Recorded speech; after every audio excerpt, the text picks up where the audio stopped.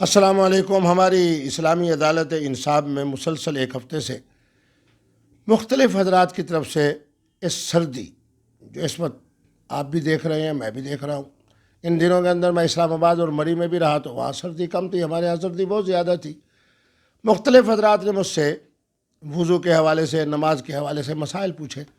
تو میں نے چاہا کہ اس اہم مسئلے کے اندر میں پوری امت کی رہنمائی کروں۔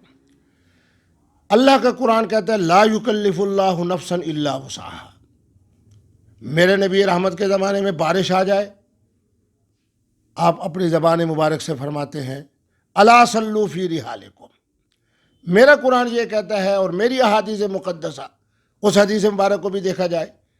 کہ نہ کوئی خوف ہے، نہ کوئی مطر ہے، نہ کوئی مرض ہے، حضور نے 2 نمازوں کو جمع فرمایا۔ اسی طرح میں ان احادیث کی طرف دیکھتا ہوں جن کے اندر حضور نے امت کی آسانی کے لیے لا باس لا حرج لا باس لا حرج۔ تو میری گزارش یہ ہے کہ تمام وہ خواتین و حضرات جو بزرگ ہیں اس خوفناک سردی کے موقع پر، اور جبکہ اس کی وجہ سے صحت کے اوپر منفی اثرات بھی مرتب ہو رہے ہیں، تو میں اپنے علماء سے، اپنے اہل دین سے یہ گزارش کروں کہ جمع بین الصلاتین کی وہ صورت جو ہمارے حضرات فقہائے احناف نے فرمائی کہ آج کل نماز ظہر اور نماز عصر کو 3 اور 4 بجے کے درمیان پہلے نماز ظہر پڑھ لی جائے، پھر نماز عصر۔ اسی طرح نماز مغرب اور نماز عشاء، اس کا ٹائم بھی آپ کو بتا دیتا ہوں کہ 6 بجے سے لے کے 7 بجے تک، 6:30 بجے سے لے کے 7 بجے تک آپ نماز پہلے مغرب پڑھ لیں، پھر نماز عشاء پڑھ لیں۔ اسی طرح اگر آپ محسوس کرتے ہیں کہ مسجد تک جانے میں آپ کا جسم کمزور ہے،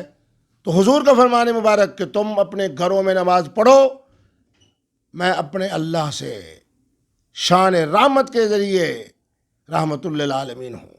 تمہیں با جماعت نماز کا ثواب اللہ سے لے کر دوں گا۔ تو اس لیے میں تمام حضرات سے کہتا ہوں کہ جو حضرات بزرگی کی صورت میں ہیں،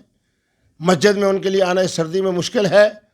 تو وہ گھروں میں نماز پڑھیں گے، نماز کا جواب ان کو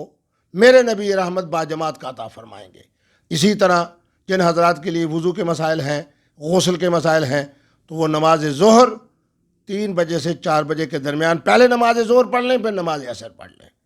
اور شام کو 6:30 بجے سے لے کے 7 بجے تک پہلے نماز مغرب پڑھ لیں، پھر نماز عشاء پڑھ لیں۔ ہمارا رب رحمان ہے، ہمارے نبی رحمت للعالمین ہے، ہمارا قرآن رحمت للمومنین ہے، اور میرے نبی دین کا رحمت سراپا رحمت رحمت ہے۔ انشاءاللہ اللہ ہماری نمازوں کو بھی قبول فرمائیں گے اور ہمیں با جماعت نماز کا ثواب اللہ دیں گے، اور نبی رحمت دلوا کر انشاءاللہ العزیز ہمیں اجر و ثواب ہمیں کامل عطا فرمائیں گے۔ والسلام والسلام والسلام۔